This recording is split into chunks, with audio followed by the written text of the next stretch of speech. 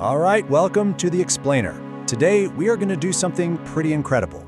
We're going on a journey, not through space, but through time itself. And you know what the best part is? You already have the key to the machine. Let's get right into it. I mean, seriously, think about it. Ever wish you could just zip back to the past? Or maybe get a sneak peek at what's coming in the future? It sounds like something straight out of a movie, right? Well, what if I told you it's something you already do every single day? Yep, you heard me. Your time machine is language. And the control panel? That's your verbs. Every single time you choose a tense, you're not just picking a word. You're literally piloting your conversation through the timeline, taking your listener exactly where you want them to go. So, here's your mission should you choose to accept it. Become a master of this machine.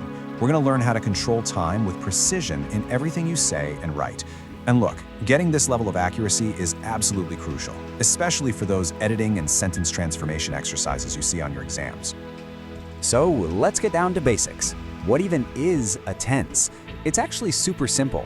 The tense of a verb just shows when something happens. Is it happening right now? Did it happen yesterday? Is it going to happen tomorrow? The tense tells you everything you need to know.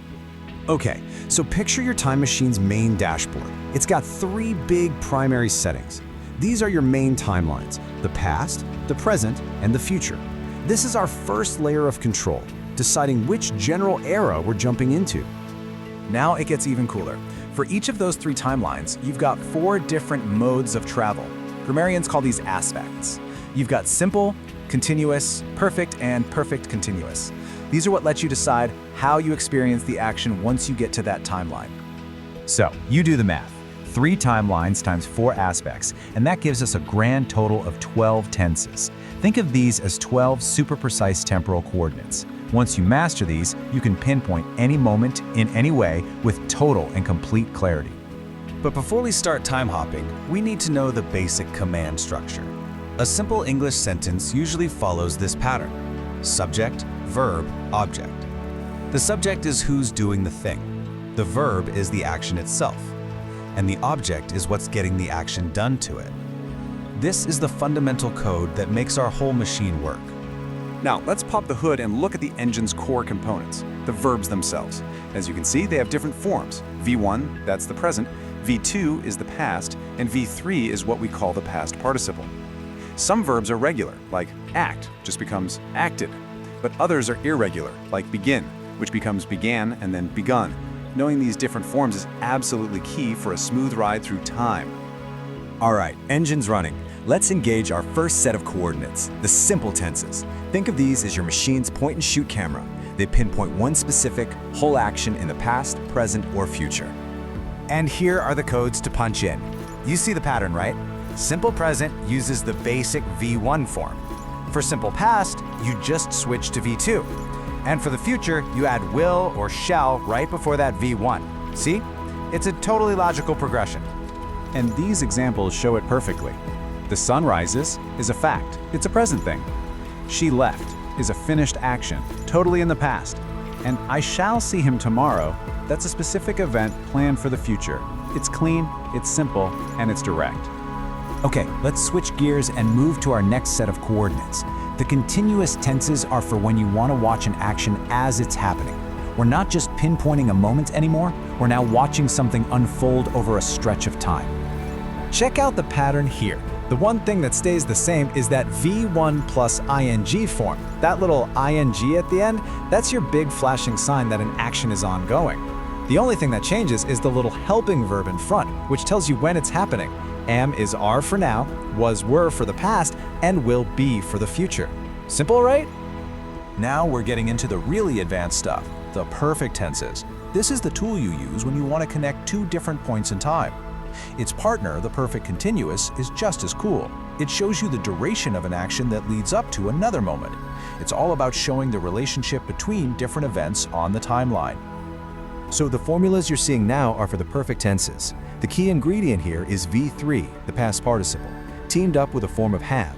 Like if I say I have eaten, I'm connecting the past action of eating to my present state of being full. Now for perfect continuous, you just mix what we've already learned. You take that perfect helper verb, add the word been, and then tack on the continuous V1 plus ing form. So I have been eating for an hour tells you the action was ongoing. right up until this very moment. Okay, theory is one thing, but now it's time for a simulation. We've detected some glitches in the timeline, sentences where the tense is all wrong.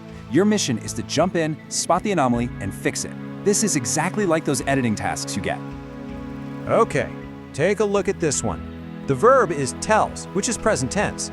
But hang on, the time marker is tomorrow, which is in the future. Uh-oh, we've got a temporal conflict here. How do you fix it? Yes, exactly. You've got to align the verb with that future time marker. So we engage the simple future. She will tell us a story tomorrow. Just like that, the timeline is stable again. Nicely done. Let's do one more. Here, the verb is sees, present tense again, but the time marker is yesterday, which is clearly in the past. So, what's the fix for this glitch? Perfect. You know that the verb see is an irregular one, so you need its V2 form, which is saw. She saw the movie yesterday. And boom, the timeline is corrected. You are totally getting the hang of this. Mission accomplished. You've navigated the timelines, you've used the different aspects, and you've corrected the anomalies. You've learned the fundamental controls of your own linguistic time machine. From here on out, you are in control. And this, right here, shows you the full power you now have at your fingertips. This is a complete map of all 12 temporal coordinates using one simple action.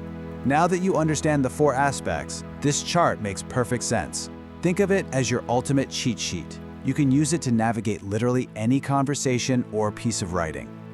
So just remember, grammar isn't just a boring set of rules you have to memorize. It's a powerful toolkit for creation. You can build stronger arguments, you can tell stories that are way more vivid, and you can express complex ideas with perfect clarity. So, I'll leave you with this question. Now that you command the timeline, what will you create?